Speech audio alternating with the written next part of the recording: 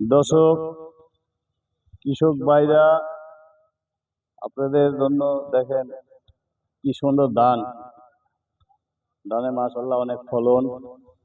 আপনারা এরকম সবাই ধান চাষ করবেন, তাহলে আমাদের দেশের জন্য ভালো। আমরা সবাই খায়ে পরে বাঁচতে পারবো। দেখেন কৃষক কত পরিশ্রম করে ধান জমায়, এর মধ্যে ঘাস বাঁচতে হয়, বীজ দিতে হয়, সার দিতে হয়।